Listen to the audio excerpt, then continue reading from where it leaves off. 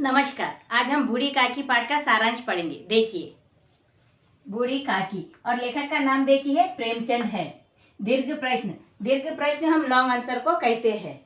प्रश्न देखिए, बूढ़ी काकी पाठ का सारांश 5-6 वाक्यों में लिखिए। देखिए, बूढ़ी काकी पाठ का जो सारांश है हमें सिर्फ 5 या 6 वाक्यों में हमें लिखना होगा।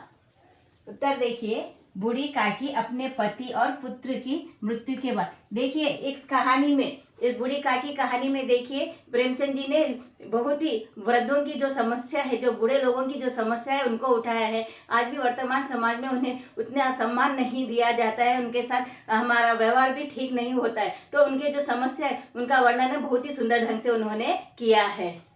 देखिए, बूढ़ी काकी अपने पति और पुत्र की मृत्यु के बाद सारी संपत्ति भतीजे बुद्धिराम के नाम पर कर देती है। देखिए, बूढ़ी काकी के पति है जो बहुत पहले ही गुजर चुके होते हैं। फिर बाद में उनके 2 बच्चे होते हैं जो लड़के होते हैं। फिर वो कम उम्र में ही, जवानी में ही उनकी मृत्यु हो जाती है। तब यहाँ पर बूढ़ी काकी अकेली हो जाती है। तो उनके जो दूर के रिश्तेदार है बुद्धिराम, वह भैला फुसलाकर, बहुत ही समझाकर बुझाकर, भैला फुसलाकर वह बूढ़ी काकी से उनकी सारी संपत्ति अपने नाम करवा लेता है।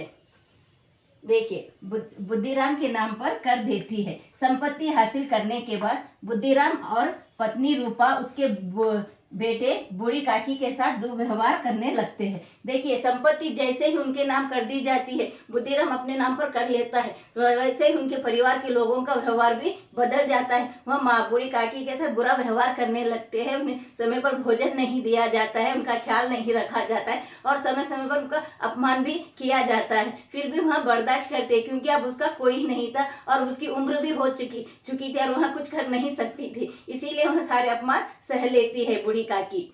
देखिए, दुर्व्यवहार करने लगते। दुर्व्यवहार का अर्थ है बुरा व्यवहार करते, उन्हें सम्मान नहीं देते हैं, उनके साथ शरारत करते हैं, उन्हें सताते हैं और समय पर भोजन नहीं देते। सारे जितने भी बुरे काम हैं वो बूढ़ी काकी के साथ वे लोग करते हैं। लेकिन बुद्धिराम की बेटी लाडली काकी का ख्याल रखती है। और देखिए, यहाँ पर बुद्धिराम की एक बेटी भी है जो कि छोटी है, वहाँ उसका नाम लाडली है। वह काकी से बहुत ज़्यादा प्रेम करती है और वहीं उसका ख्याल रखती है। और समय समय पर अगर काकी को भोजन नहीं दिया तो चोरी छिपे अपना भोजन छिपा कर लाकर वहाँ काकी को खिलाती है। बुद्धिराम के बेटे मुखराम के तिलक उत्सव में। देखिए, बुद्धिराम का बेटा है जिसका तिलक उत्सव है। तिलक उत्सव का अर्थ है सगाई होती है, उसी लड़की की सगाई होती है। तो उस वक्त वह सारे गांव में सभी को वहां न्योता देता है और उन्हें पकवान के लिए अपने दावत में उन सभी को आमंत्रित भी करता है। देखिए, बुद्धिराम के बेटे मुखराम के तिलक उत्सव में अनेक स्वादिष्ट पकवान बनाए जाते हैं। यानी कि देखिए, जब सगाई का वक्त होता है तो उस वक्त बुद्धिराम बहुत सारे पकवान बनवाता है, सभी नौकरों से काम करवाते हैं। अच्छे अच्छे पकवान, मिठाइयाँ, पूरी, हलवा सब कुछ बनवाता है। और क्या करता है, वो दावत के समय सभी मेहमानों को बुलाता भी और अच्छे से उन्हें भोजन भी कराता है। बनाए जाते हैं, मेहमानों को भोजन भी कराया जाता है। और देखिए, जितने मेहमानों को बुलाते हैं, गांव के सभी मेहमान आते हैं और स्वादिष्ट भोजनों का लुत्फ उठाते हैं और खाते हैं और उसकी तारीफ भी करके जाते हैं। लेकिन आधी रात तक बूढ़ी काकी को भोजन नहीं कराया जाता है। यानी कि बूढ़ी काकी को देखिए, इतना सब कुछ होता है सगाई के वक्त में, बहुत ही तामझाम किया जाता है, सजाया जाता है, अनेक प्रकार के व्यंजन बनाए जाते हैं और बाहर से दूर दूर से मेहमानों को बुलाया जाता है और सभी को खिलाया पिलाया भी जाता है। मगर यहाँ बूढ़ी काकी जो है, जिनकी वो सारी संपत्ति है, जिस पर बुद्धिराम और रूपा देखिए उनका प्रयोग कर रहे हैं और वो ऐशो आराम से अपना जीवन जी रहे हैं, और उसी बूढ़ी काकी को तो थोड़ा सा भोजन भी वो नहीं कराते हैं और खाने के लिए वे नहीं देते। आधी रात तक वह भूखी ही रहती है और भूख के कारण उसे नींद नहीं आती है और वह तड़पते रहती है।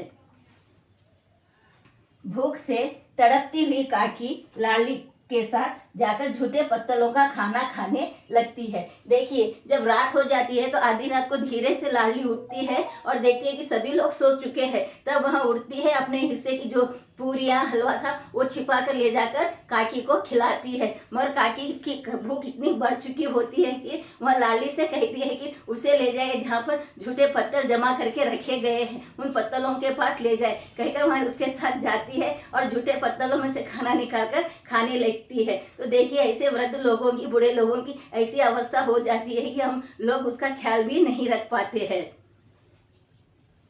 यह देख कर रूपा दया और पाप के डर से पछताती है। और देखिए अचानक से उसकी नींद खुल जाती है तो वह देखती है कि उसकी बेटी उसके साथ सोई ही नहीं है। तब वह उठकर अपनी बेटी को ढूंढने लगती है। तब वह देखती है कि लाली जो है झूठे पत्तलों के पास खड़ी है और बूढ़ी खाकी झूठे पत्तलों में से खाना निकाल कर खा रही है। तो ये सब देखकर उसके मन में दया आता है, साथ ही साथ उसे डर भी लगता है, क्योंकि उसे ईश्वर का डर है। तो ईश्वर से प्रार्थना करती है, ये भगवान मुझसे कितनी बड़ी गलती हो गई, कितना बड़ा मुझसे पाप हो गया, मेरे परिवार को और मुझे क्षमा कर देना। और ऐसा कहकर पछताने लगती है और उसे दया भी आती है काकी पर। और वहाँ जाती है, रसोई में जाती है और थाली में सारे पकवान भरकर लाकर वहाँ बूढ़ी काकी को खाने के लिए देती है।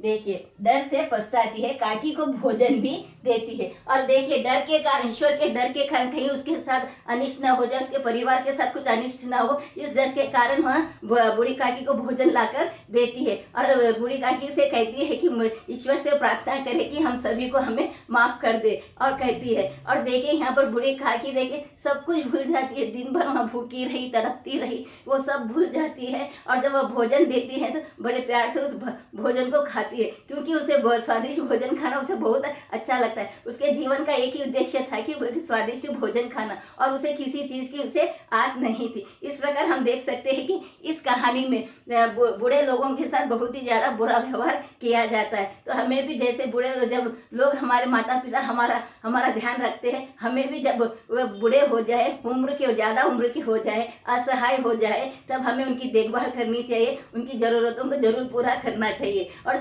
समय पर उनके जो भी समस्या है उनको सुलझाने का प्रयास करना चाहिए। तो इसी प्रकार के वीडियोस देखते रहने के लिए लाइक, शेयर, कमेंट करें और सब्सक्राइब भी जरूर करें। धन्यवाद।